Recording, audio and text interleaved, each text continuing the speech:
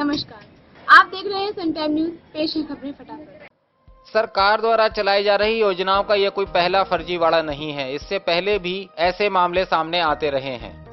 एक और ताजा मामला उत्तर प्रदेश के बदायूं जिले का है, जहां स्टेट बैंक की ग्राहक सेवा केंद्र का फर्जीवाड़ा सामने आया है। जी हां, दरअसल पूरा मामला यह है कि प्रधानमंत्री आवास योजना के अंतर्गत लोन दिलाने के नाम पर लगभग 2 दर्जन लोगों से 4-4 हजार रुपए ले लिए गए थे। जब 1 साल बीत गया तो इन लोगों ने मिलकर एलडीएम से शिकायत की। एलडीएम ने बताया कि ऐसी कोई भी योजना नहीं है, तो लोगों के पैरों के नीचे जमीन खिसक गई। अच्छा, आप यहाँ आई हैं, किस लिए आई हैं? काय के पैसे हैं आपके? आवास दिलाने के नाम पे पैसे लिए गए थे, तो आवास मिल गया आपको? नहीं मिला। कितने पैसे दिए थे आपने? 4,000। ये 4,000 किस बात के दिए थे आपने? कमरे के लिए,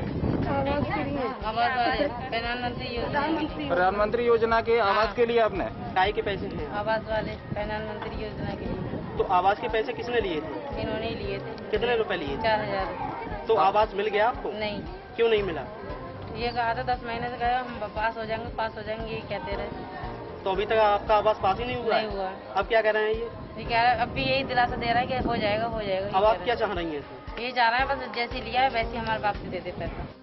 आइए आपको पूरा मामला बता दें। यह बदायूं जनपद के उज्हानी कोतवाली के ग्राहक सेवा केंद्र का है, जो ग्राम धौरेरा के लिए स्वीकृत किया गया था। लेकिन आला अधिकारियों की साठगांठ के चलते इस ग्राहक सेवा केंद्र को अवैध रूप से उज्हानी में चलाया जा रहा था। जब लोगों को इस फर्जीवाड़े की पूरी सच्चाई पता लगी तो सभी लोग इकट्ठे होकर ग्राहक सेवा केंद्र के बीसी के घर पहुंच गए और मांग उठाने लगे कि अगर आप हमारा लोन नहीं करा सकते तो पैसा वापस लौटा दो। इस पर ग्राहक सेवा केंद्र का बीसी भड़क गया और इतना ही नहीं कि लोगों को गोली मारने तक की धमकी दे डाली और लोगों को वहां से भगा दिया। इस मामले की शिकायत जब एलडीएम से की गई तो उन्होंने पूरा मामला साफ करते हुए कहा कि ऐसी कोई भी योजना नहीं है जिसके अंतर्गत कोई भी ग्राहक सेवा केंद्र आपको लोन दिला सके। जी, क्या नाम है आपका? जरा, अच्छा, आप यहाँ पे आई हैं, क्या मामला है आपका? क्यों आई हुई हैं यहाँ पे? मेरी तो लॉन्डिंग होगी, मेरी सब पेंशन है। अच्छा, पेंशन मिल गई आपको? नहीं दे रहे हैं। क्या कह रहे हैं? अपने पास से देते हैं, हम तुम्हारी पेंशन आई नहीं रही ऊपर।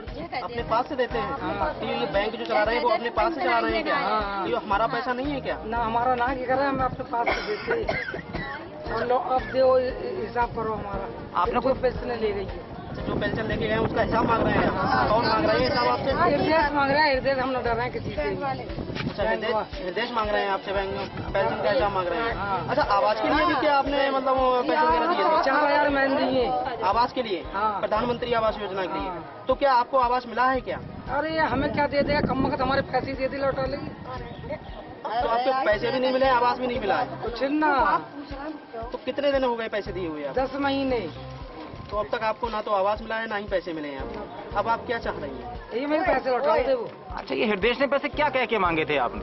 ये मांगे कि हम पास करा देंगे, तुम्हें इतने पैसे किसी को देना है। क्या आपको पैसे घर लेने गए थे आपसे? ये हमारे घर से लाए। घर से पैसे लेके आए?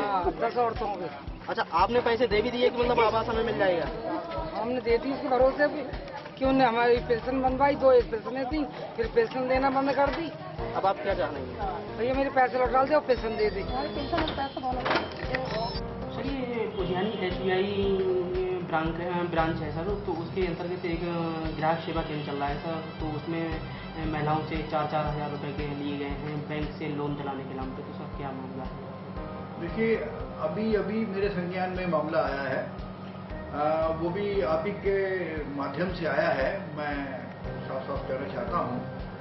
और किसी बीसी को ये अथॉरिटी नहीं है कि वो लोन करे या किसी से करवाए।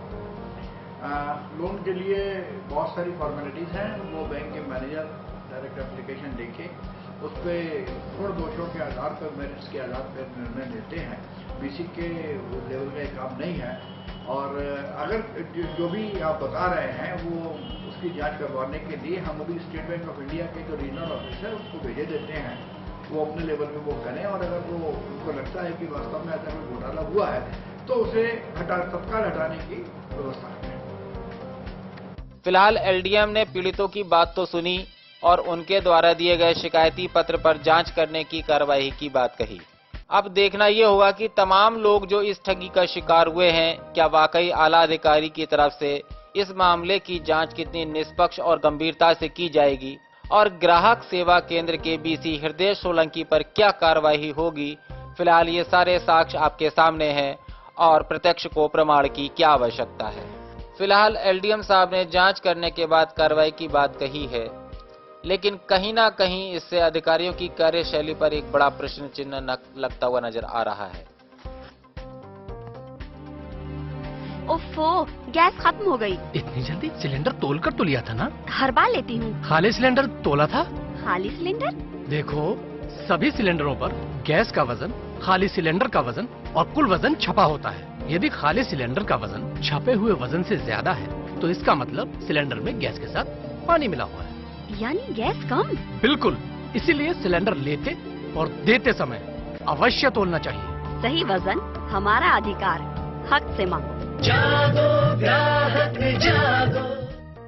कासगंज जिले में एक 28 वर्षीय व्यक्ति में रेबीज के गंभीर लक्षणों का मामला सामने आया है।